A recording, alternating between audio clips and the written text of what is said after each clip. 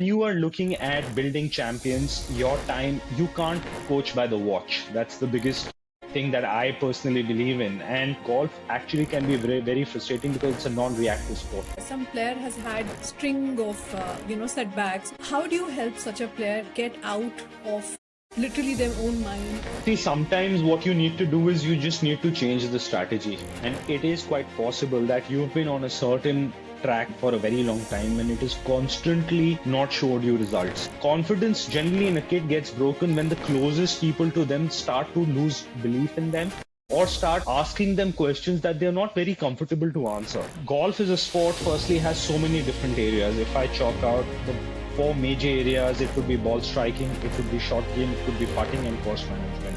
These are four areas which in itself are very complicated and very time taking to get better at.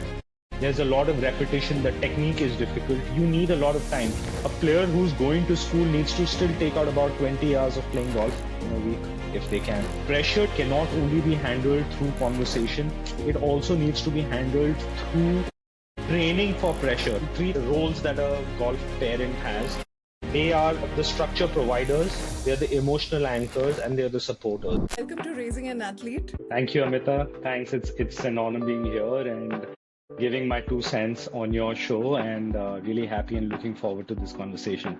Well, I have to tell you, I'm so excited to speak with you. As a golf parent, I have heard from peer group about, your inputs, the kind of work that you put in with, the players that you're coaching. I think what stands out for me most is your passion for junior golf. And this is what we're looking at covering in the show today, focusing mostly for our beginner intermediate athletes and inputs for sports parents, both who may be considering, who may not know much about golf, as well as those who are pretty much entrenched but still have lots of questions in their journey. Yeah, sure. Definitely. I would love to address all of those questions and give you the best possible answer or my personal understanding of what I use as my directory to kind of move forward and help all these parents and these kids who are putting so much of time, money, effort. I mean, they've given up pretty much everything in life to chase this dream, and I think it's responsibility of every coach, every mentor, every professional to give back that piece of information, what can help someone get better tomorrow. Lovely. So I think the first place that I would like to start about is the perception around golf itself. So for the longest time, it's been seen as this very elite recreational sport which has very limited access. And really, when parents are shortlisting a sport in the early years, they're looking for a sport for fitness or something that's easily available near their house or maybe has a strong future career potential. Now, for those who are not familiar with potential of golf as a serious sport, can you walk us through how things have been changing in the golfing environment and really why should parents consider it as a meaningful option for their children? Sure. So golf has kind of become very dynamic now and it changes on an everyday basis. Not only in India, but across the globe. I think the biggest change that has happened in not the top countries, but in the smaller countries like India and a lot of other countries in Asia, including Thailand, Malaysia, Vietnam. If you go into Europe, the smaller countries in Europe as well. Golf was always very big in the States. It was very big in some of the countries in Europe. But now it's moved into these smaller countries on the map, especially if we speak about India. We are the most populous country, and our active number of golfers that we have in our country, and I was doing this research, not even 2 lakh. So those are the people who are actively playing sport at this point of time. And something which is interesting is that this number has actually increased by 40% in the last 5 years. So even though the number is very small right now, it is still a big jump from where we were. So I think one of the major reasons on why people should now consider looking golf as an option for their kids is the money is increasing in golf, and so are the avenues and platforms to play golf at high level. There are more tours coming up. There are more sponsorships that are coming up around the world around professional golf. The prize money is going up. Inclusion of golf into the Olympics, I think, was a major reason why golf was now considered to be a more a sport rather than just a lifestyle, and that too just only of the elite. In India, I think golf has taken a major leap in terms of the prize money is going up on the domestic professional tour, especially for men. And the scoring averages because of that have gone down so much. The quality of competition that's gone up in these tournaments is crazy, because when I was playing a little bit that I played on the tour, the cut line has moved close to about 3 strokes less than at that point of time, and it's not been even a decade, I would say. What all of this signals is towards that you have more people taking part into competitions. That means more people considering this as an option. And the more number of players that ultimately come out of the Indian system and then go on to play in Asia, Europe, or in the States, there are more eyes on India for golf. That is through investors, that is through sponsors, that is through the associations, that is through tournaments coming into India. The drive with Bryson coming into India, I think, was a great move that the Asian Tour had. Now with Rory coming into DGC in November, these are the things that are building up golf in India. It's making it more exciting. Also, at the same time, more fun formats, more fun team formats like the Live Golf idea, and now IGPL in India, which is going to come in, I think, are great avenues for golf to also be less serious, be equally competitive, but also be visible and be more entertaining and be opted by more people. So I think there is definitely a reason why parents should now consider looking at golf as a career option. What about access? In terms of access, what have you seen shift in the last, let's say, a decade? So what had happened before, when India, I would say, let's go down about 50 years down the line, there were very few golf courses. Even now, about more than 50% of the golf courses are controlled by the defense services in India, which really are not accessible to the civilians. It's accessible to the Army, Navy, and the Air Force. The rest of the golf course generally were member-only clubs. So you could see all the, especially the colonial type clubs, the Bombay Presidency or the Royal Calcutta or the Delhi Golf Club, they were all built from a time where it was very restrictive to get into these golf courses, train, play around.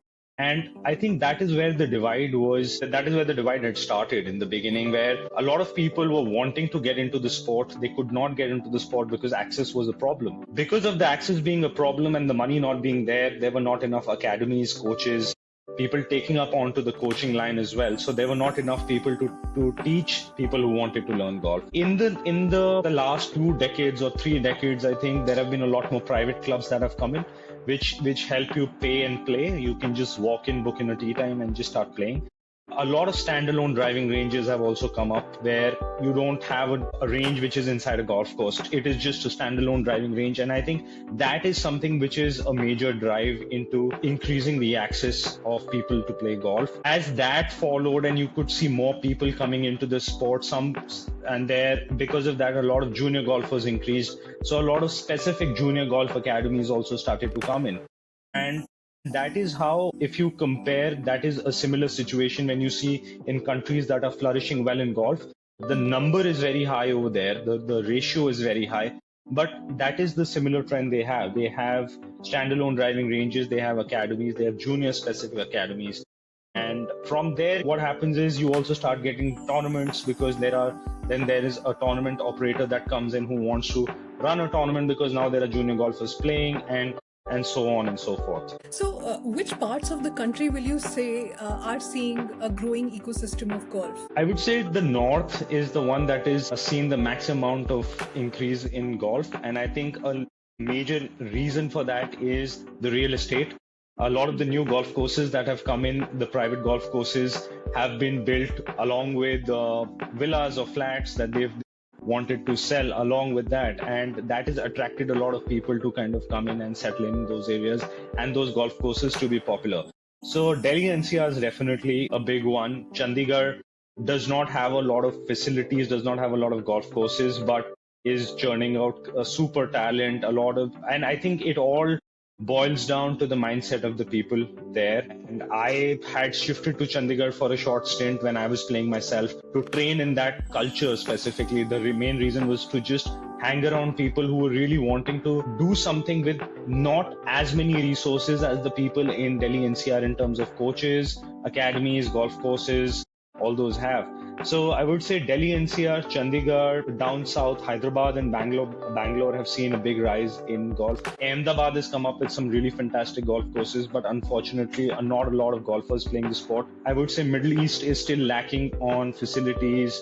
So it's scattered all around. I would not say that all places have got equal amount of access in the recent times, but especially places like Gurgaon, Noida, all these places in the Delhi NCR have taken a big leap in terms of getting new golfers in. You spoke about Olympics, and in my experience, I saw that especially when Aditi was playing so well, the Tokyo edition, I think, and I remember messages of people on Twitter saying that I don't know what golf is, I've never seen the sport, but the power of a role model, when you have your players reach the top, what it can do for the younger players. So I think that pathway has been important, and I think the other takeaway is also in terms of the domestic tournaments as well as international opportunities that are opening up, because one thing that's important to realize is there are some certain sports, for example for tennis, there are only, let's say, the top two, and there are going to be very few who are going to be in that league who are going to benefit. And I think in that sense it's different, because let's say you make the cut and you're among the top 10 and top 20, which means that you get access to prize money. So it's not just the 2, but let's say the 20. You have a thought on that? Yes, 100%. I mean, I think, like you said, like with the Olympics and with Aditi being a big role model, I mean, there were so many people that I met after that entire thing when Aditi was almost going for a podium finish in the Olympics and she just fell short. But you see, you don't meet a lot of people outside the golf circuit, outside of golf courses, who actually know anything about golf. So when you step out into your family, into your distant relatives, or you would meet people that off around your neighborhood, they don't really know about golfers. They don't know about, everyone knows about Tiger Woods for sure. I mean, anyone that you meet would know, yeah, there is one person called Tiger Woods. That is the legacy that he's built and has done this for golf. But especially after that great performance by Aditi in the final round of the Olympics, where she just fell short, the entire nation knew that golf existed to some extent. And this unfortunately has not happened in the same way when Indian players have gone and won overseas. Especially even on the PGA Tour and on the European Tour, when Arjun Atwal, I think for the longest time, had the world record for the lowest score on the PGA Tour when he won the Wyndham Championship. I don't know which year it was. But people in India had no idea about this. And we've had players like Shubhankar, and we've had players like Shiv Kapoor, Gaganjeet Bhullar, Jeev, SSP Chaurasia win on big tours outside of India. But Olympics as a sport has such a draw around the world that, for example, even if I just follow a few sports, I would know what's happening in, say, 50-meter pistol, right? So it is like that. So yes, the good part with golf is that it's not just 2 people that get a chance to play and go there, and there are a lot many. So I think that is something that we have, which is great for golf as compared to other sports like tennis, or I would say horse riding or something like that. Right, lovely. I think Arjun would love to know a little more about how your golf journey started, and specifically about how did you get into junior golf? My story is a little different than most of the people. We used to stay in Assam. My father used to work in Assam, and Assam had a very colonial kind of a culture, very influenced by the British, and this was early 90s. And there were a lot of golf courses because of the same reason over there available. And I one day, as a 3 or 4 year old, went to the golf course with my father. And there was something about the entire experience, and I did not even play because I was too young to even play, but I just accompanied him to the golf course. There was something about the golf course. Maybe it was something about how people dressed up in golf, or it was something about the clubhouse. I don't know what exactly it was that made me instantly hit a chord somewhere. A lot of my family jokes about that I may have some roots to my past life when it comes to golf or whatever it was. And I remember my mother maintaining a small journal of mine which says what was the child's first word and first wish and everything. And there was something which said that what does the child want to do when they grow up? And I still read it, and it says to be a professional golfer. And by that time, I had never picked up a golf club. I had just seen what golf was being played by some ridiculous club golfers who were pretty bad at the sport. So that was my only experience with it. Then at the age of 6.5, I went to a boarding school, which was great too. And in a boarding school, you were there for about 8 months in a year, and 4 months is when you're at home. So I never got a chance to play junior golf at all. I have not played a single junior golf tournament in my life. At that point of time, there were not a lot of facilities available to train in golf as well. So my parents staying in Assam was still, it was very, very out of reach to have a golf. There were golf courses, but there were no golf coaches. There was no golf equipment. I remember having two golf clubs, which were my dad's, which were cut in a factory. And it was a 3-iron and a putter. And that's all I had, and I did not have anyone to teach me or anything. And the first golf coach that I got was at the age of 16, and by then we had moved to Delhi. So that was my first golf coach. On one of my summer vacation, I took my first lesson. But right from the age of 6 to 16, I was a guy who was crazily, madly, deeply in love with this sport without having any formal training in golf. And I bought this book from a book fair in my school, which was on Tiger Woods, his autobiography, which was, I think, in the year of 2001, as far as I remember. And there was something that kind of was always hitting, that I need to play this sport. There was something that was attracting me to this sport, and I really don't know what the reason was. And after I started getting a little bit of coaching, I traveled across the country to take some lessons. So in college, I started playing the amateur circuit, the IGU amateur circuit. And this was in my first year of college. That was my first ever tournament. From there, I played about 3 to 4 years on the amateur circuit before I turned pro, and I played a few tournaments on the domestic circuit. What happened in my case was that because I had lost so much of time, I felt, because of not having that exposure to golf, I almost became crazy. And it was very obsessive. Like, I became too obsessive, where I was like going 12-hour days every day on the golf course, and I was doing 800 balls in a day, and I was not listening to myself. I was not listening to my body, and I was trying to do each and everything that was possible, and I was getting injured in between, and then I was not listening to the doctor, to the physio, and it just kept on getting to a point where it moved to a burnout very quickly. And what I realized at that point of time was that I wanted to do this, but maybe I did not have the right support around me. I did not have a good team around me. And that is something which made me take this, and that was coupled with a lot of injury time and again, stay injured for a very long period of time and not get to play, and then lose form and then get back on the horse again. It was just not happening, and to a point where it got very frustrating for me. And what I thought at the same time was that while I'm not playing very regularly on tour, let me do something with golf, but something as close to playing. And that's when I went to one of my coaches that I used to work with at that point of time, asking for some work related to coaching. And he asked me to assist him in one of the schools. And that was my first stint as a golf coach, where I thought that I'll just do it for some time and then I'll play a little bit. And what I realized around that point of time was that playing and coaching together were two very difficult jobs to pursue. Because the moment you would play, you would get so technical about things, because now you were seeing golf from a very different angle. I don't know, then opportunity after opportunity started to come in. But one thing that I was very clear, and why junior golf, was that I believe that there were not a lot of proper structures. There were not a lot of support that people had to give to these golfers to move on to the next level. There was not enough information available. People did not have the intention to move after your hourly lesson to be there for the player. And that is when I decided that I'm going to take a different track into coaching and get into junior golf. Now I spend about 90% of my time in junior golf. Story, because sometimes they say we heal when we give what sometimes we lacked in our own experience. 100%.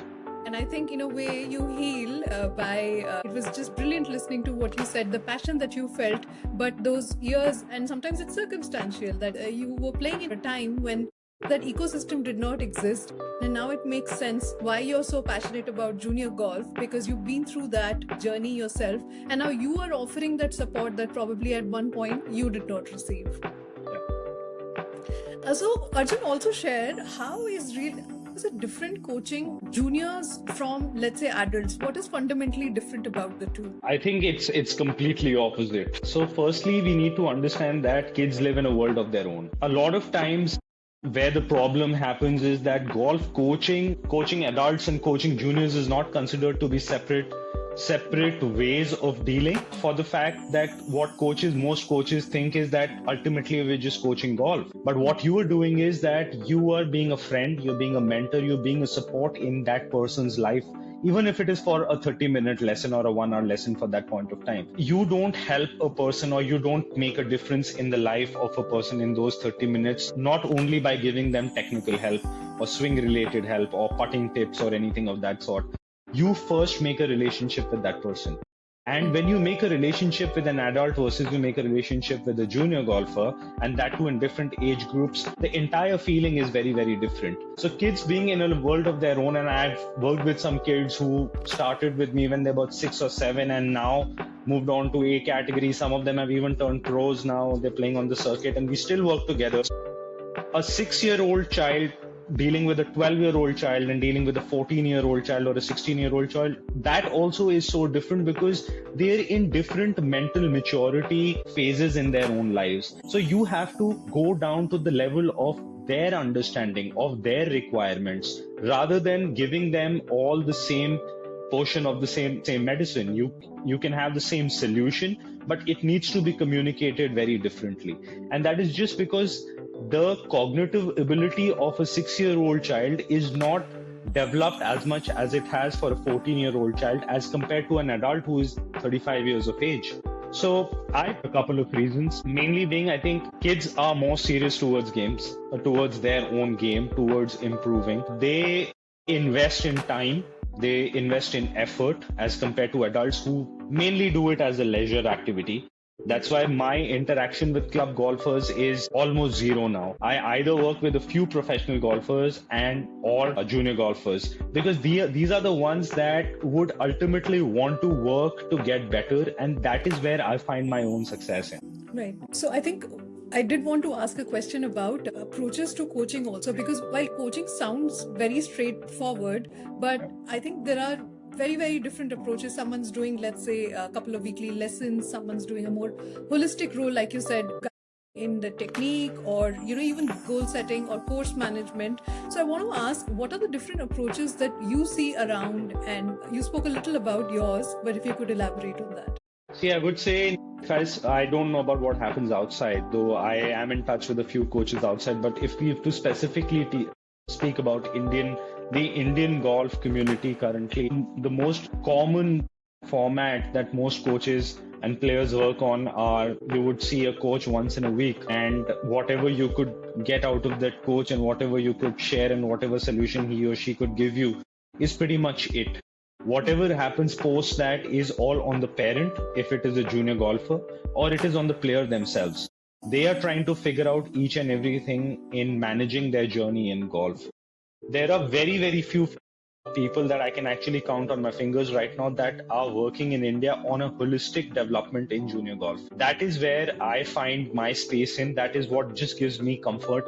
And I've personally chosen to do that, because when you are looking at building champions, your time, you can't coach by the watch. That's the biggest thing that I personally believe in. And you have to be there, because why a lot of problems are happening, and I think we will cover this. I'm sure there would be a question from your side on this one, that the role of parents, right? And because we're talking about junior golf, parents are having to do a lot of things which they are not supposed to. But why are they having to do that? Because there's no one who's willing to do that for them. The professional is not available, does not exist, or does not want to. And that is where I base my approach on. I don't sign on a lot of players myself, because I believe in working with a limited group of people and giving them a lot more than I could have given. So there are mainly two ways. One is the holistic side of golf, which takes care of end-to-end solutions for a junior golfer.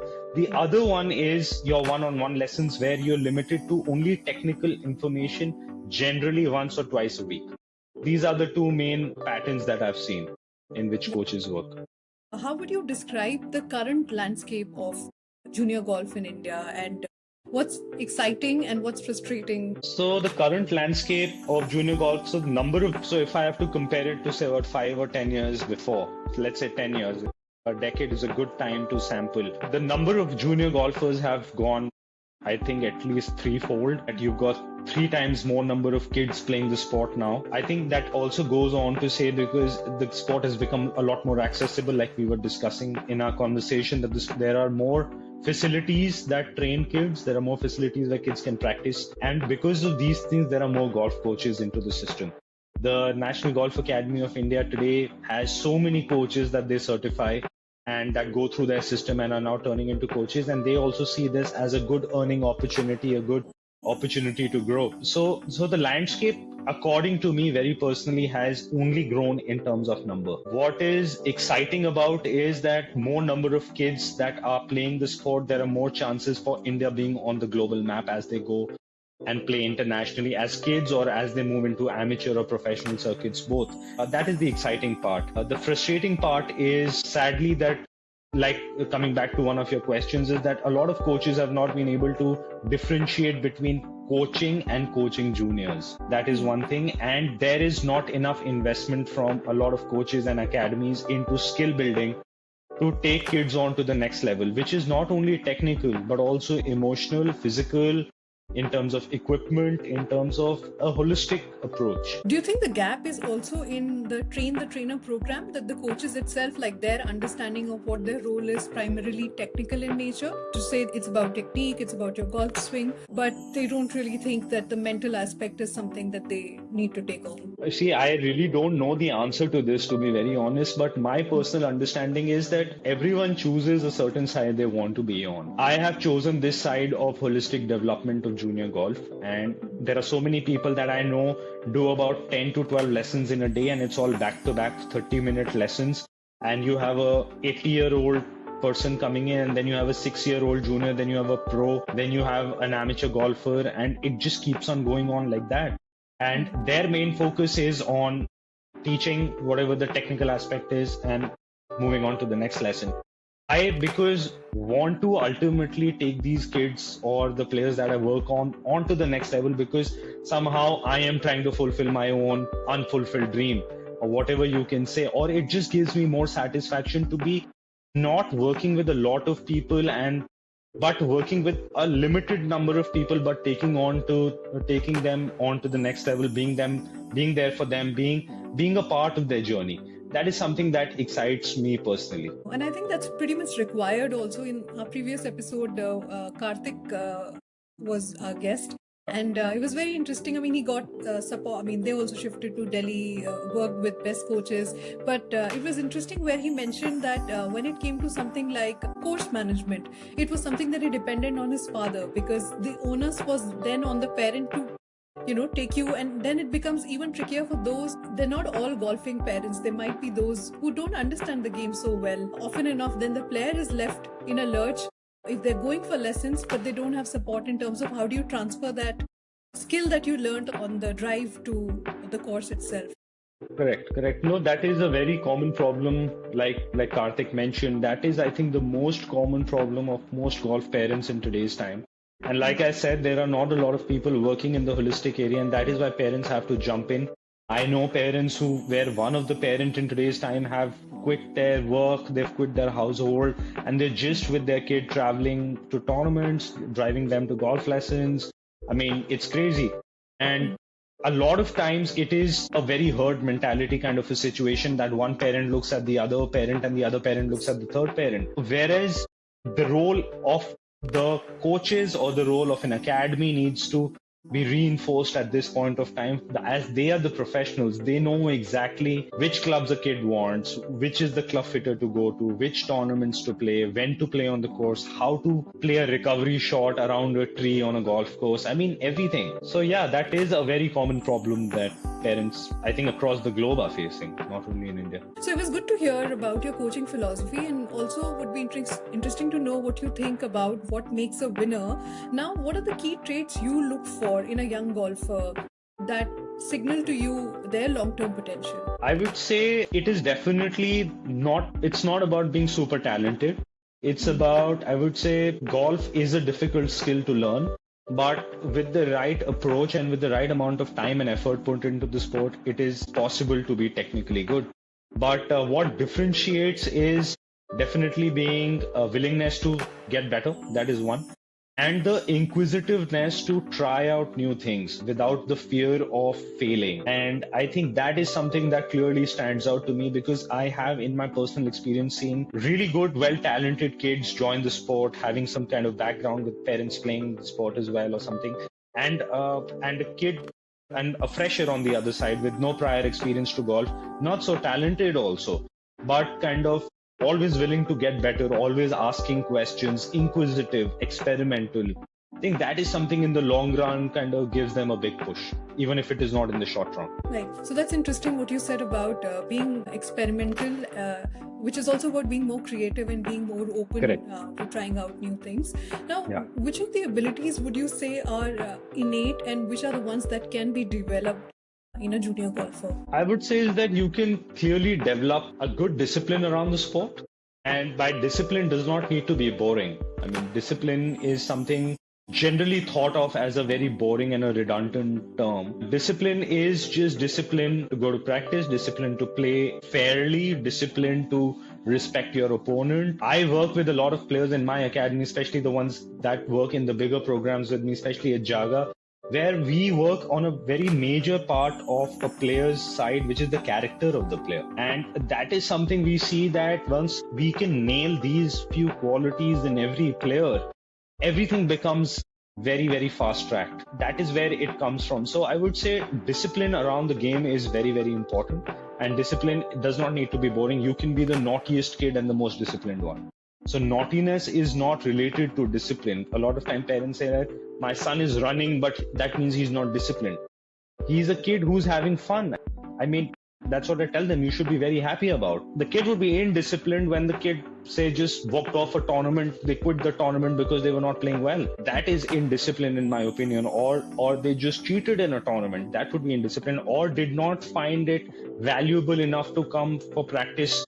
That maybe could be on the lines of indiscipline. What are some of the early habits or routines that separate, let's say, a good golfer to a great golfer at a junior level? The answer is very similar, but I would still say is that great golfers, as they are, they have attention to detail. That is something that I have observed.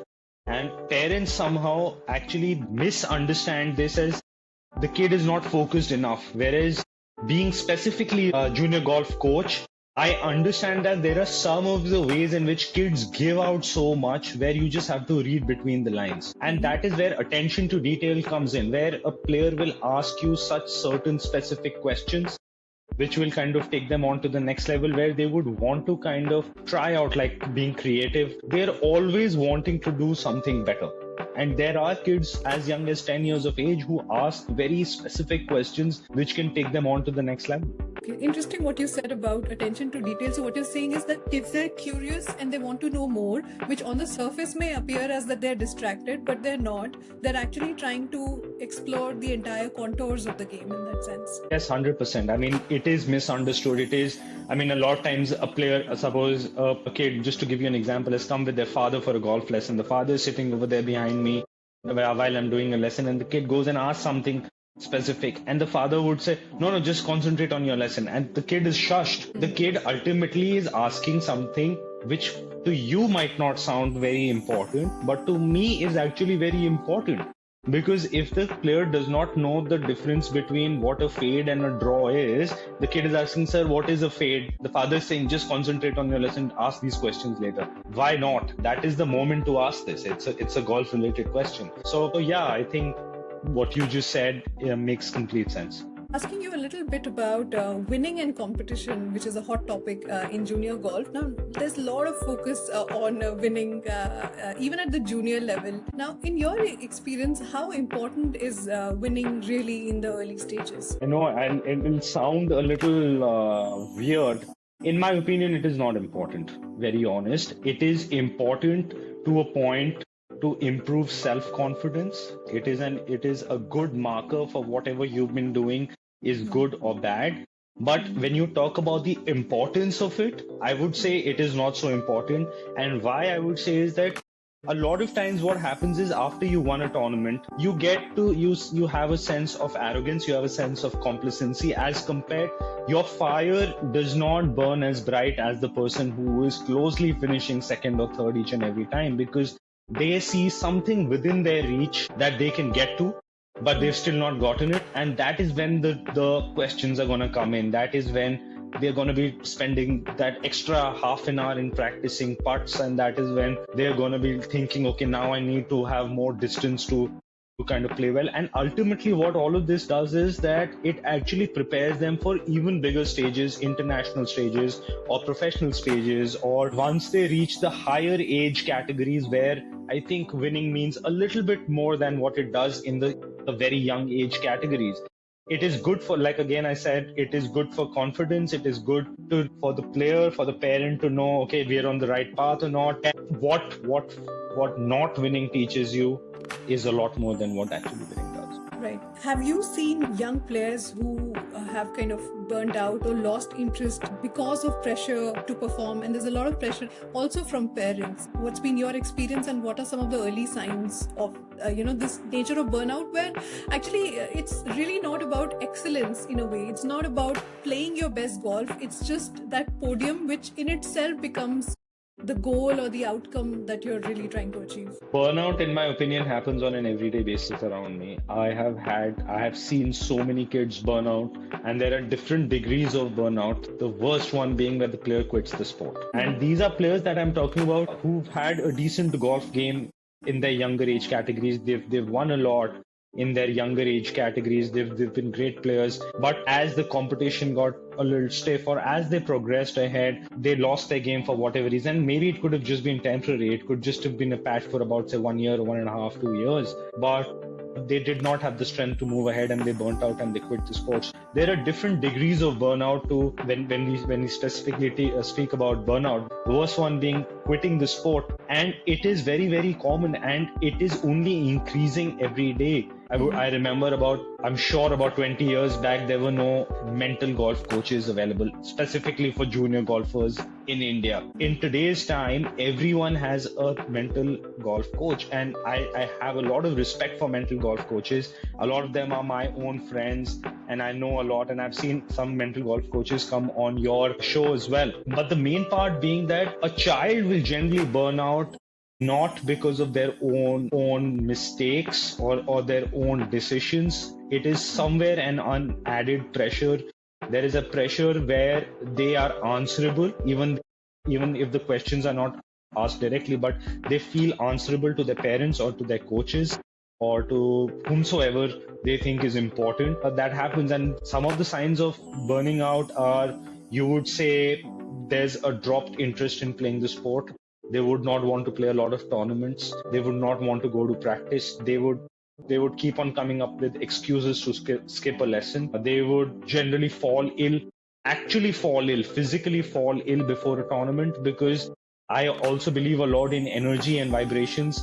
Once your frequencies kind of start falling, you will actually physically fall ill. You'll develop a fever, or you'll develop some kind of pain, which will make you kind of drop out of a tournament. You can see anxiety on the golf courses. You can see kids crying. You can see kids puking.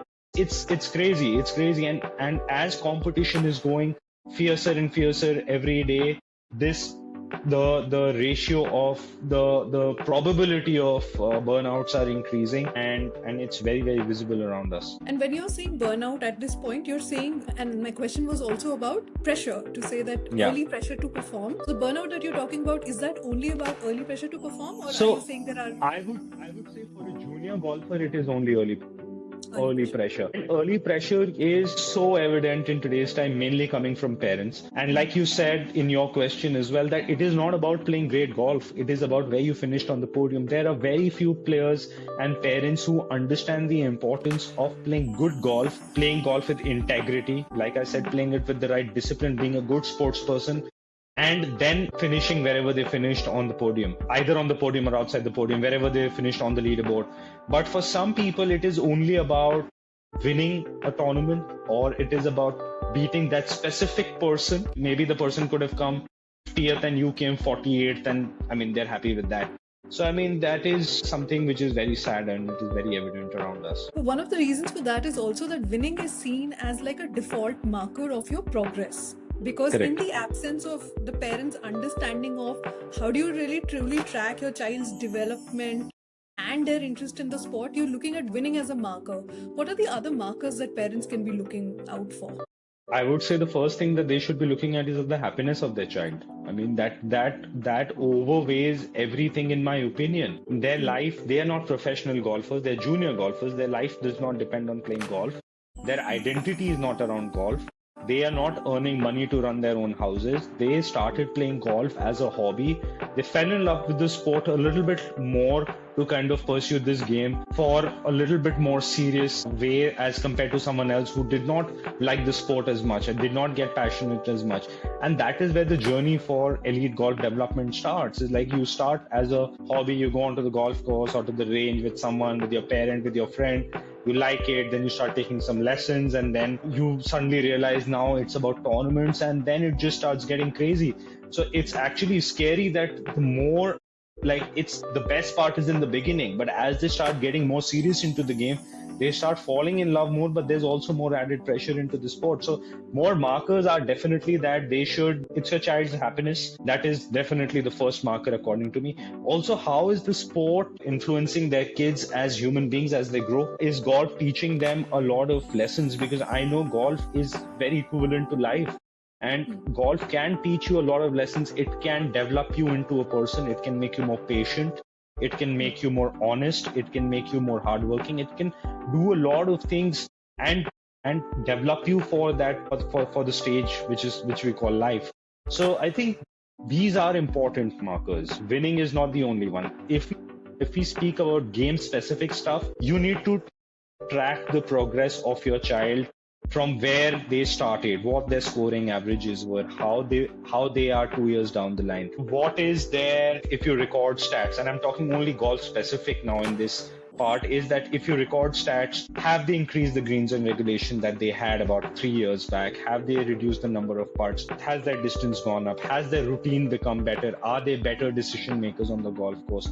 All those things when it is golf specific. I think those are important markers for success. You never know. Some kids are late bloomers.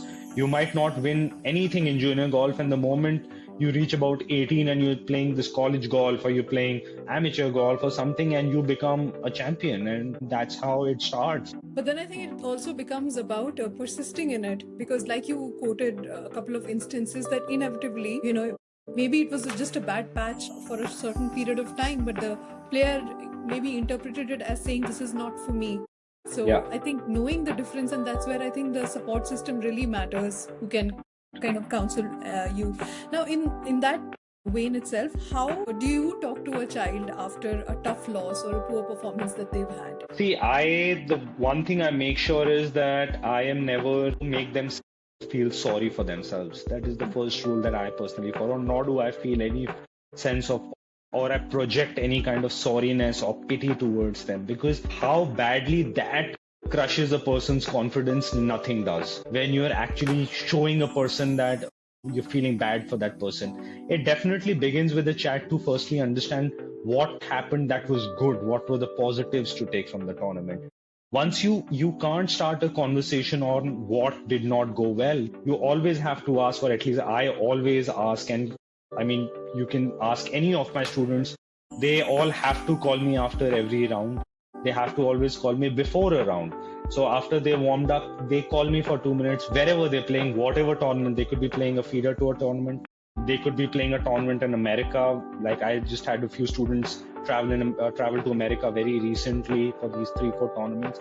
It's crazy timings, but I would get this call from them, and it just became a part of their lives for the last so many years. And it could be guys playing pro events, calling me before their tee off or after their tee off, just to kind of explain. So after post-round conversation is very different than pre-round conversation. So pre-round is obviously a lot more supportive, telling them to just relax, telling them to have a good time, cracking a joke sometimes, something which is just between the two of you, or like pulling each other's leg in that thing or something of that sort, which keeps the mood a little bit light. But post-round conversation, especially after a bad round or a tough loss, is not feeling sorry, not making them feel bad about, or like showing pity to them, chalking out the positives right in front of them and asking them for the same. Because you will see when they've had a bad tournament or a bad round, they would still have had a lot of positives, but they're not really visible.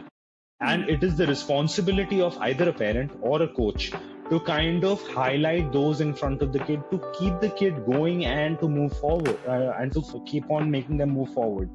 And then after that, it is never like what did not work out. It is always about, okay, what can we do better next time? What are our learnings from this tournament? So they are always asked to make a journal of learnings from every tournament or a round they play. What went well and what can get better next time. It is never what was good and what was bad. How we speak to kids specifically is very, very important. They catch on words, and words hold weight, and it can really either build a person's confidence, show them whatever they did was good, because I'm sure they have not wanted to play bad. Why would a player who's done all the effort trying to play bad? It's their name on the leaderboard. It is them winning or not winning. They have given in all that they could. But we also need to chalk out, okay, this is something that could have gotten better. So yeah, it's generally on those lines. And staying on the theme of the mental aspect of the game. Now, if some player has had string of setbacks or poor performances, definitely the confidence is jolted. May get into a negative thinking loop as well. That even as they land, how do you help such a player get out of literally their own mind and just kind of play their game? See, sometimes what you need to do is you just need to change the strategy. And it is quite possible that you've been on a certain track and a certain strategy or a certain plan for a very long time, and it is constantly not showed you results. You have to sometimes then change course, which I try not to, but if push comes to shove, then I need to. It could be changing the type of tournaments they're playing. It could be changing the number of tournaments they're playing. It could be changing their entire practice routine. It could be just changing their, and the biggest one, like you said, mindset. The part is that how do you change your mindset of a player is that sometimes for confidence, you either tell them to play tournaments that where the score does not matter, where their positions don't matter. You get the parent into the conversation and get them on the same boat, where you just ask them to follow one certain process or give them one area of the game to focus on rather than trying to kind of mend everything together. That is one thing. It is again highlighting the positives and the strengths of that player. Every player, whoever plays a sport and on a decent level but has not been performing well for the last few months, say weeks or something, or tournaments, have some strengths in their game. They could be great drivers of the ball, but they've consistently putted poorly. So you need to kind of base their game around their strengths for a lot of time and take out a certain kind of a routine which can help improve their weak areas. And that is the way that I personally like to take these things on. Sometimes I just ask them to take a vacation, not touch their clubs for 15 days, just kind of get out of the scene, no conversations about golf, nothing.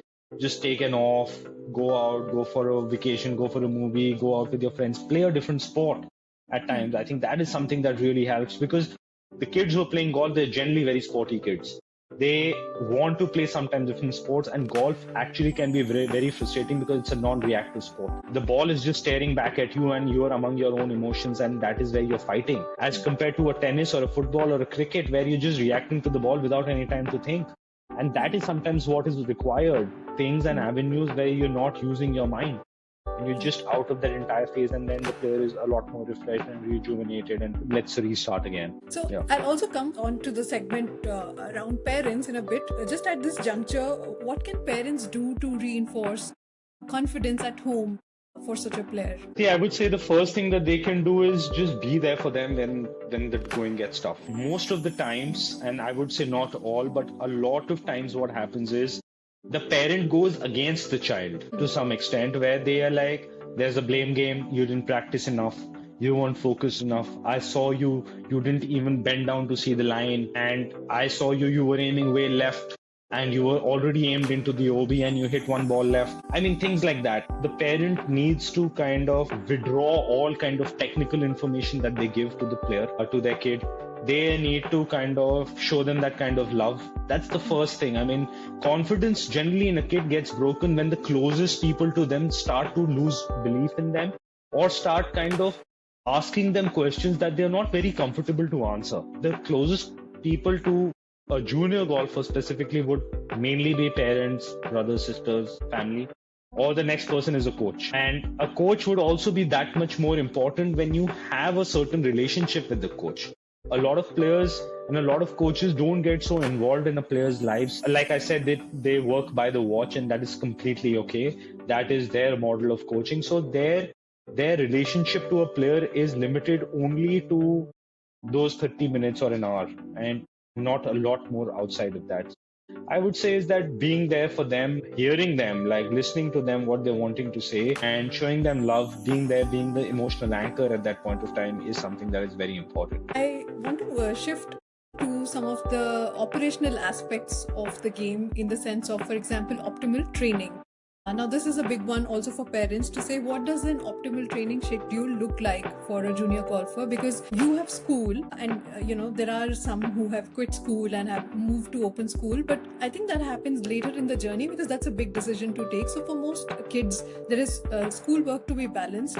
There is golf training, and you also need to work on fitness. So how do you straddle all these elements, and how do you create an optimal training schedule? So a lot of I would say join Jaga. That's the first. So Jaga works on holistic development. So what we're doing at Jaga is, and it is a part of your question, we also school kids. Kids at our academy also, and Jaga has 6 academies around the world. All the kids in all these different academies follow a school curriculum, and they train with us about 40 hours in a week. So, I mean, that is the game changer. The problem that most of the kids are facing, especially once they've moved slightly into an elite place, is the unavailability of time. Golf is a sport, firstly, has so many different areas. If I chalk out the 4 major areas, it would be ball striking, it would be short game, it would be putting, and course management. These are 4 areas which in itself are very complicated and very time taking to get better at. There's a lot of repetition, the technique is difficult, you need a lot of time. So you need 5 hours to play an 18-hole course. And once you're in school, in today's time specifically, schools get over very, very late. The schools are finish only at about 3 or something. Kids are coming back at 3:30, followed by homework, and parents want some more activities to do for the kids and all of those things. But even if I take out the other activities, the kid has been out of the house from about 7 or 8 in the morning, coming back home only after 3, and needs to do a little bit of schoolwork, needs also some downtime where they are not just playing with their friends or whatever, something in the evening. But there is not enough time available. But for whatever time that is available in the afternoon, post school, before dinner, I would say that is the only time these kids have. And the other time they have is on weekends for the kids who are going to schools. I would say for an elite golfer, the kid needs to go every day to play golf, apart from taking one day off. That is how I work with the kids whom I work with and are going to school, that they need to take out about 2.5 hours at least to play or practice golf, either hit 9 holes in those 2.5 hours or take out the time to go to a range or to go to a practice facility to get better on that front. Saturdays, Sundays generally off. Saturdays, most schools are off. Sundays, everyone's off. But the kids also need one day of break from everything, including school, golf. Generally, that's Sunday for most people. So Saturday is one day where they can take out about 7 to 8 hours very diligently, play a few holes, do some practice. They also need to do a lesson once or twice a week. Because again, if you come into the half an hour or 1 hour lesson format, you've got 4 areas, major areas to tackle at. So how do you take out that time to do it? Because if you just go for half an hour lesson, I mean, you go take a putting lesson, you're in half an hour, you're done with. I mean, you still have not seen so many things. And I realize that because I'm a golf coach, and I also work on these lessons where I'm doing about 40-minute lessons. And I know I'm not satisfied by the end of those 40 lessons, but what do I do? I mean, that is how it is. That is how the lesson is limited to that period of time. So I would say a player who's going to school needs to still take out about 20 hours of playing golf in a week if they can. That is something that they can balance decently okay with one weekend and a few hours in the weekdays after school. They should be playing close to about 27 holes in a week, according to me. And that is something that is important. Just range training is not enough. They should be getting onto a golf course to get golf lessons at least once in 20 days for the coach to at least see what are you doing on the golf course. Because it's the most common one that all golf coaches get from parents and players is, I was very good, or my son was very good at the range, but I don't know what happens on the course. The main reason being that on the golf course, there's one ball, whereas on the range, there are 50 balls in front of you. it does not really matter. You're in a very different mindset at that point of time. So that is the case. Apart from that, there have been some academies across the world. There are two in India now, Jaga and PSG in Bangalore, that works on holistic development where kids stay, play, eat, train, study, do everything. So now if I just tell you, like, the kids at Jaga come to us for about 7 hours a day, and that's 6 days a week. So they are getting about good 35 to 40 hours supervised golf practice. They're getting to play on the course every day. They're literally staying on a golf course. They're getting to train. The practice is also supervised with the coach. They get access to technology as much as they can, as compared to a child who can only meet the coach once in a week for, say, an hour. So, I mean, that is where the problem is, that the problem is of time. The problem is only of time in this sport. This sport demands a lot of time because of these different areas in golf. So, but I would still say a minimum of 20 hours in a week is something that a player should aim at. Right. And this 20 hours is between playing on the course, between, say, a golf lesson, and between like training on the drive. Yes. I think 20 hours also, if they can achieve, it's a good amount of time, because if they have to take out about 8 hours, if they can take out 8 hours, which is not easy to do on a Saturday also, but let's say they do it and you've got 5 more days left, you have about 12 more hours, which again requires about 2.5 hours every day. So this is also not very easy. I mean, it is also very difficult, and I definitely recommend 1 day of complete rest from golf, school, everything. And in this schedule, we still didn't speak about fitness. Like, where does that fit in? What do you recommend? Do you recommend an alternate sport? Do you recommend training with a fitness trainer? I would say for a very young child playing in a, say, up till a category D or C, I would say playing a different sport is okay. I mean, it keeps kids a little bit more interested to kind of do another sport as compared to doing proper fitness. And I think there's a decent amount of fitness in playing a different sport as well, especially at a younger age. But once kids move into that about 13 years age, once they hit their teens and all that, I think that is when a little bit of a structure in fitness training is important.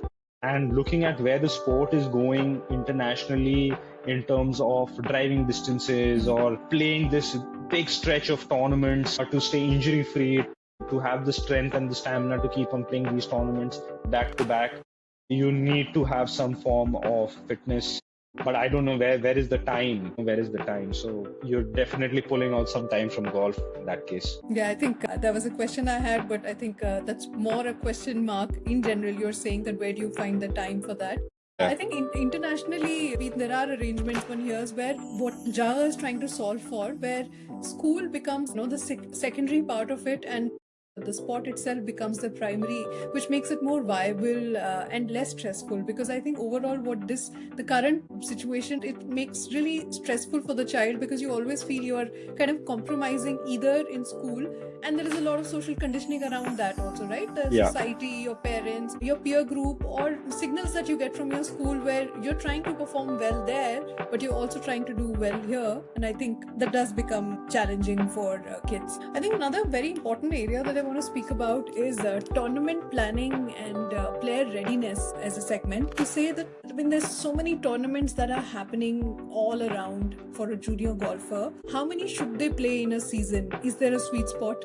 My personal formula, or like whatever way I try to follow, is for an elite junior golfer, especially playing C category upwards, maybe that age category from say about 12 to 18. I would say a sweet spot in a year is about 24 to 28 tournaments in a year, which is inclusive of your domestic, your local, your national, and your international tournaments. You need to choose which ones to play. You don't need to play all of them that are available.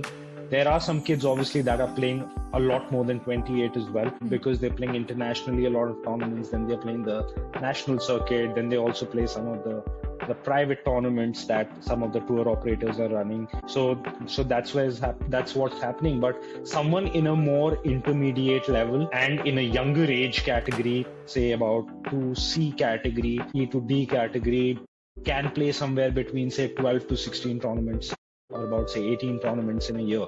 And that is good enough. That still comes out to about 1 to 2 tournaments in a month. Yeah. And what factors go into preparing a player for a competition? Not just technically, but mentally. and emotionally? See, different players react to different things, in my opinion. Different players behave very differently, specifically when they're closer to tournaments or when they are there during tournaments. Some players require a lot more emotional help. They require a lot more mental support even before they've teed off. And you can start seeing some signs of them reacting a little differently, or the conversations they start having once the tournament season is coming up or you're closer to a tournament date. In that case, you spend a lot of time in explaining them or kind of simulating situations for them on the golf course in practice or on the range where they specifically feel like as if they're in a tournament. So when suppose they are standing on a 7 feet putt and you tell them, okay, this one is to make the cut. And it's not like you stay hush hush about it. You don't have to, it's not like you don't speak about it, because deep down the player is themselves thinking about it. So there's no point hiding that, okay, let's not say all of this or the player is going to get stressed.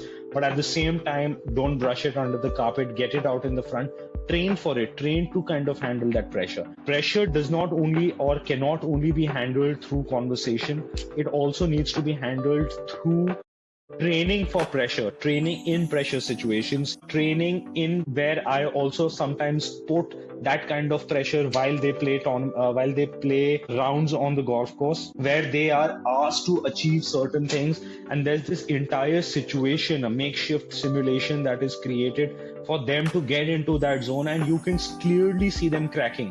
Some of them cracking at that point of time, where you can see their traits coming out, where they start sometimes palpitating, sometimes they start getting anxious, sometimes you can see them biting their nails. These are physical views to kind of see them. You can see them getting very thirsty, running to the loo again and again on the course. And there are some kids who actually thrive in that situation. So those are the kids who really don't need so much of that, and in fact, they are the ones who you don't need to actually go and talk about pressure and all. They don't understand what pressure is. They thrive in it. They are like, the bigger the competition is, that's when I'm going to show up. And there are people like that. There are kids like that as well.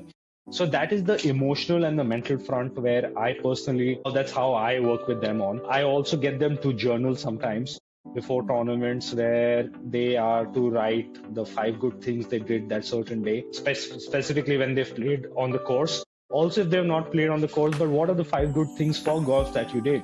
Okay, I followed my nutrition on the course. I went for my fitness today. I took some rational decisions. I did not follow my same philosophy on the golf course, which I generally do. I changed something about it or something about that.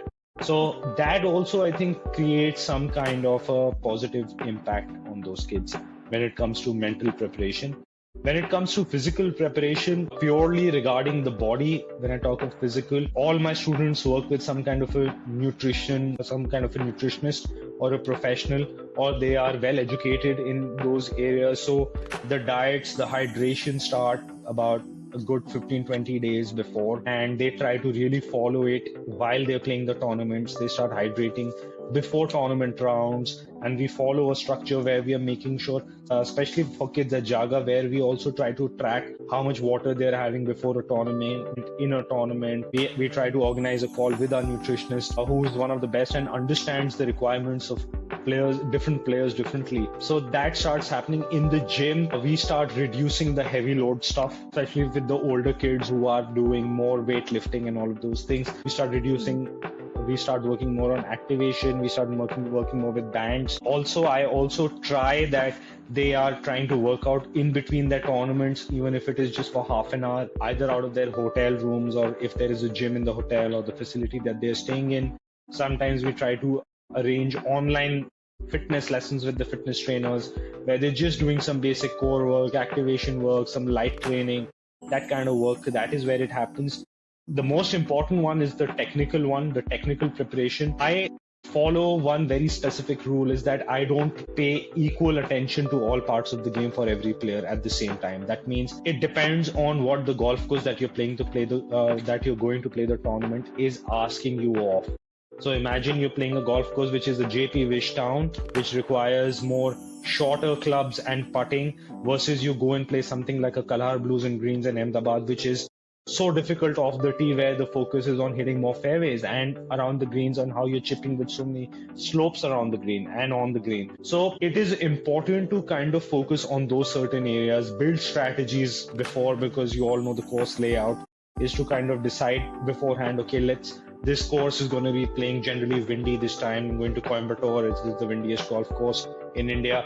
And okay, I'm going to try to kind of play a lot of knockdown, flighted shots with my clubs. I'm not going to try to tee up high, get in the club fitter in. Okay, let's try to de-loft the clubs a little bit so that they start to fly a little. All of this comes under holistic development, according to me. You can't expect a parent to know all of this. It's not possible. They can't think of this sort because they're not educated in this area. And you can only do it through a person who's themselves gone through this journey or are regularly into that environment and are educated for that. So I think that's how I personally prepare my players, or at least I try to prepare all of my players onto that extent, especially the ones who are playing on the IGO main circuits, or who are playing international level tournaments or playing pro events. The younger ones obviously playing the IGO feeder events, or they're playing one of the local tournaments. For them, it is your basic practice. It is generally asking them to have a lot of fun, asking them to achieve these small things that, okay, more than score, what I would tell them is, okay, that today your goal is to hit 8 greens in regulation. You can 4-putt after that. Don't worry about the score. Don't worry whether you hit it so far off from the flag where a 3-putt or a 4-putt is evident. But just try to achieve that. Let's try to just hit more fairways today, even if it is taking a 3-wood or a hybrid from the tee. You don't need to get with the driver. And I think as you start building players like that from a young age, when they're about in that 8 years to that 11 years age category, they start thinking very differently. They start thinking very differently once they reach their teens and they start getting ready for bigger competition. No, I think that's most useful what you said about the prep for the tournament, also simulation as a way of kind of training for the situation. I think all very useful inputs. Just one question on this. Have you ever suggested taking a break from tournaments to reset or focus on training? And how do parents or families usually respond to that? Yes, I mean, that's very common that what I do. I would ask parents to take a break. I'm very thankful to work with a very good bunch of parents, and they really support all my decisions regarding their child, and we've kind of built that kind of relationship together over so many years. I don't think I have someone who does not agree to whatever I ask them to do for their children, and they're very understanding that there would be a certain reason why I'm asking them to do so. Breaks are important for a player. I think sometimes they've just played too many tournaments and physically they start feeling the fatigue. They also start feeling the mental fatigue because we don't understand that while a player is playing a tournament, and especially a kid with so much of noise around competition and winning and pressure and expectation, there's a lot of mental fatigue that goes in, which kind of hampers the way they start thinking. They sometimes start thinking like the other player. They don't even stay very true to their own self, to their own strategies. That is a good time when I ask them to kind of take a break from tournaments, or when we are rebuilding, we're into a rebuilding kind of a phase of the golf swing and the player is not feeling confident about themselves. I would never want someone to kind of play when they're totally underconfident. I would ask them to play sometimes as an experiment, that okay, just go and follow this, let's see what happens in a tournament. It is also for me to see that is the player disciplined enough to kind of take this on to the golf course while they're not 100% confident and not care about the score and the result. And parents, like I said, if they explain the right reason behind it, most parents understand what the coach is wanting to do, but they need to trust the coach enough, firstly, I think, to agree to what the coach is saying also. Arjun, I'm a little mindful of the time. I think we are at 1 hour 15 minutes. Wow. I don't know if you have more time, but I did have just 2 more segments, briefly about parents and a little about equipment, depending on your time. See, the time always passes by. I'm always falling short of time when someone's speaking to me about junior golf. I mean, let's carry this on. Yeah. No, I do appreciate that. But now that we are on the point of parents, and you've shared, you work closely with families. Now, what are some of the common mistakes or pressures that parents unintentionally put on their kids? Every now and then there's a taunt that flies in for the player, and they would say हाँ और देखो TV or something like that, like it's gonna come, और चले जाते हो उसके birthday party में, देखा now you didn't even practice, you're not playing well. That is not taken well by kids, even though it is said in humor and we all have a laugh about it in that moment, but somewhere I think it creates a little bit of a frustration amongst the kids that they don't like to be taunted. No one does, and sometimes parents just consider this to be right, that because they're just saying it to their own son or daughter, it is okay to say it. I don't condemn that. I don't believe in that. I personally believe that that is not the right way to do things. So that is, so a taunt would fly in once now and then. Definitely comparison, the most common one.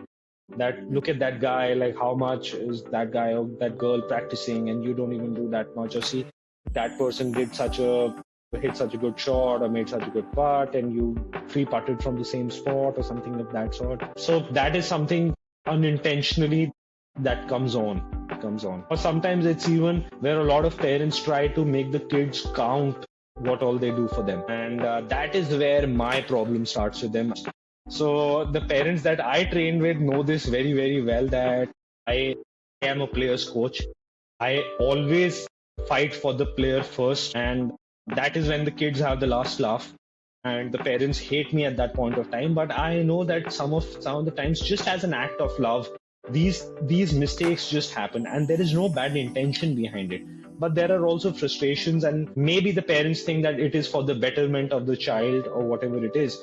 So I think it is, you start seeing all these small signs that start happening. Right. I think one of the reasons is also, and we've explored this theme in other episodes also, and specifically if you think in context of golf, like it is becoming accessible but still fairly expensive, especially for those who are coming from middle class backgrounds. A lot is at stake, and put to that, you're speaking about some parents who are even quitting, let's say, their work and they're going all in.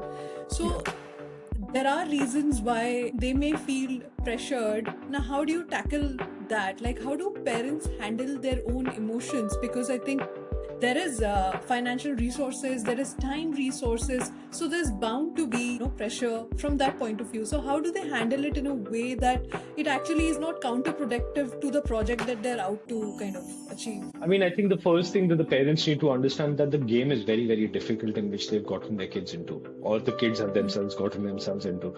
And it requires time, it requires patience, it requires time. And that's the fight, that no one wants to wait, no one wants to be patient. There's a lot of times the example comes that this person started after me, or their son started after mine, and he's gone ahead, and all of those things. As long as you're doing all the right things, which would mean that you have the right coach or the right academy, you're spending enough time into the sport, you are spending enough time into fitness, nutrition, equipment, you're on the right track, results generally do follow.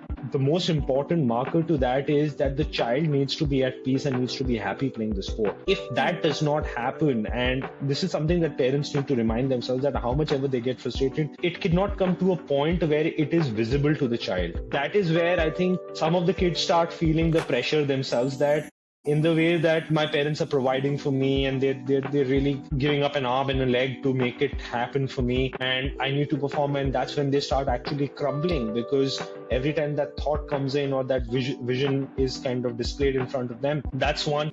They need to be patient about things, but as long as you're doing the right things, you could be in a position where you're giving a lot of time, but you're actually not with the person who can help your child get better, or you've been there for a very long time and the child has not gotten any better. And that is the time where you need to kind of change the course, maybe change the academy, change the coach.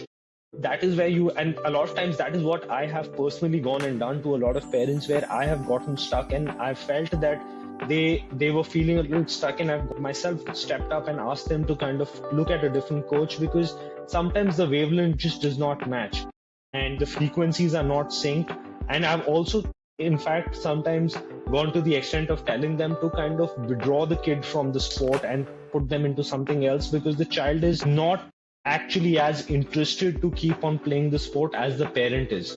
The parent is more interested than the child is. So yeah, so I would say, and I think having someone who can be there to explain the parent as well, like a mentor or a counselor or a coach, is also helpful, I think, who can also help them understand. And what role do you think parents should ideally play in the golf journey, and what should they not do? Absolutely. So there are three main things. I've recently done a podcast myself on parents, and this is something that I'm just picking out from there. Is there are three main roles that a golf parent has.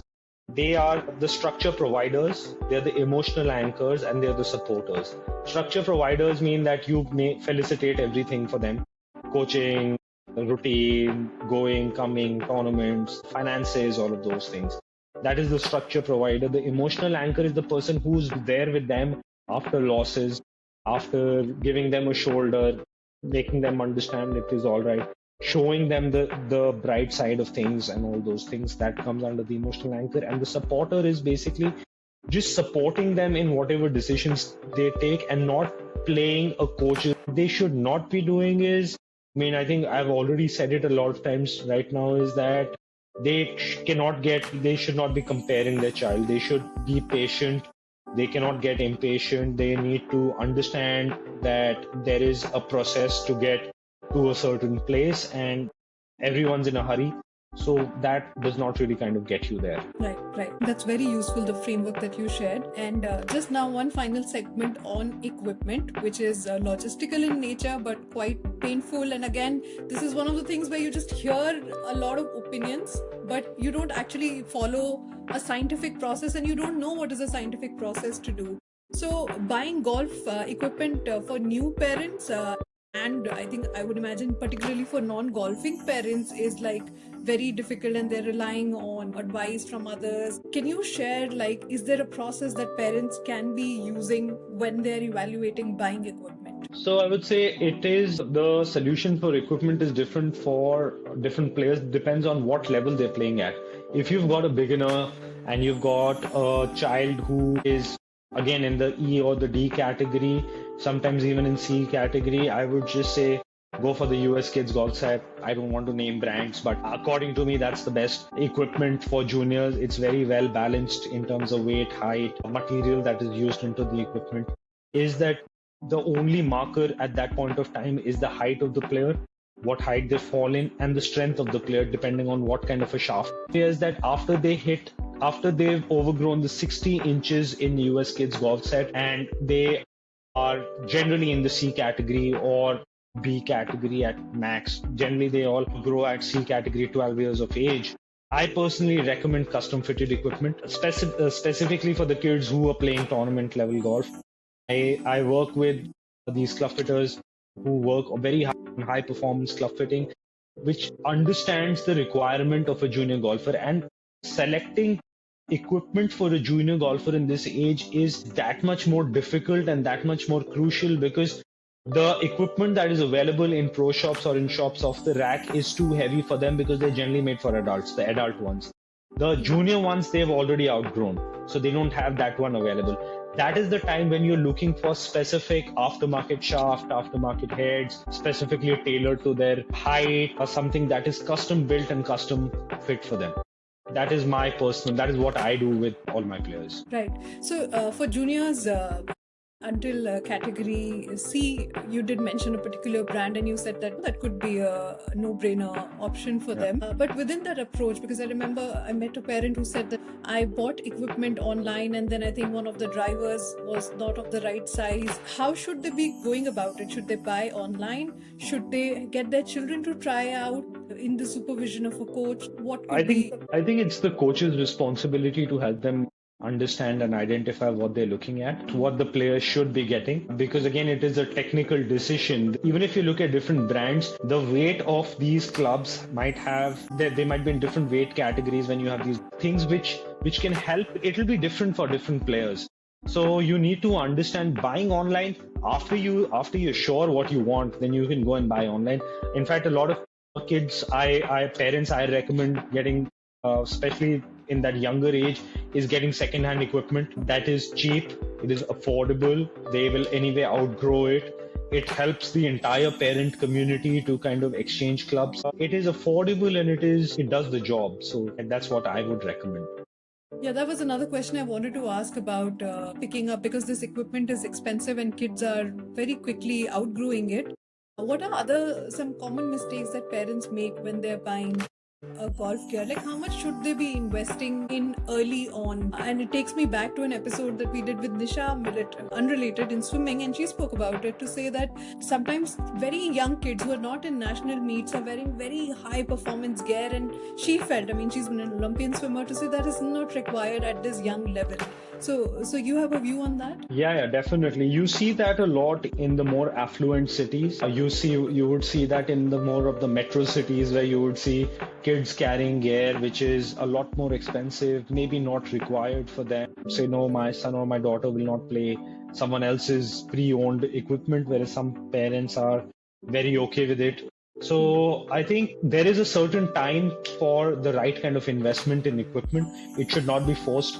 The other mistake that I see is that I think the bigger problem is playing equipment for kids, equipment that is longer in length than that is which is shorter in length. So even if you don't have the optimal size for you, a shorter one works better than a longer one. The longer one firstly leads to, it makes a player injury prone at some point in time. The player starts swinging in ways just to match that club and not the way they should be personally swinging. So I think a lot of times parents also, to kind of postpone their next buy of the golf set, invest in a size which is a little bit bigger than they should be getting. So I in fact let the kid be in the smaller size for a little longer, even if they've outgrown the size for some time, rather than investing in a longer set or longer length of clubs earlier than required. And what are some of the signals that they should be looking out for on upgrading equipment as the children grow? Because their height is progressively changing, and clubs which were completely, I mean, you made a very interesting point about sticking with the shorter ones, even if you may have outgrown. But what should they look out for? When should they upgrade or change the size? See, I think sometimes I think a coach very easily recognizes when a child has outgrown a club, and not only in terms of the length of the club, but you also start seeing that some of the clubs have become weak and light and are not optimal for the player. And a lot what the ball does is not because of technique, but just because of the equipment that they have and they're playing. And I think that is a good time. Again, I would say that this is not a parent's call to take. It is on the coach and the academy to take the onus to inform the parent and the child that they've outgrown. I recently had a student come in for a lesson for the first time, and the equipment had fallen short by so much, by about 3 inches, and the parent had no idea about it. And the kid kept on saying that I just feel weird when I hold my clubs now. I could not explain what it actually meant. And the moment I saw that, I said that, I mean, where you're gripping the club from, it's obviously uncomfortable because half of the club is not in your hand, because you're trying to make up for the that much short length of a club. So I think that is when they should be kind of moving towards a change. Right. So I think I completely hear you in terms of there has to be expert, supervision on some of these technical aspects of the game. But I still ask you this, like I shared with you, there are many parents or players who are also coming from emerging cities. They may not always have access even to coaching or high quality coaches, so it's good for them to at least know criteria or that they should be looking out for when making these decisions. I think I'm pretty much done with my set of questions that I wanted to ask. Just 2 questions, one aimed at kids who are today, let's say, at the top of the leaderboard. What should they be mindful of as they move forward in the sport? I think they should not get arrogant. That is something that gets very common, not only amongst kids, but amongst their parents also, that they should be very grounded about that fact. And the other thing is that they should understand that there might be a chance where this could just be very temporary. The nature of any sport is like that you don't stay on the top of the leaderboard at all times. And you've seen this in all sports with the bestest of all athletes in all these different sports, that it's okay to kind of not be at the top at all times. And there will be some situations where you might fall back, but to also have the confidence that you were there once and you can get there again. Right. And the final one for that child who is on the path but is, feeling a sense of pressure and is wondering if they should continue. See, I would say is that nothing supersedes the happiness to play a sport. Anyone who should continue this sport is someone who really wants to play the sport. It is not a responsibility. It's not the only thing that they are capable of doing. I'm sure they're capable of doing other things. And a lot of times what I've seen, and I've seen some really, really good golfers, top junior golfers and top amateurs, including number ones in the country, who ultimately did not take the route of professional golf, even though they were very easily understood as this guy is definitely going to become pro.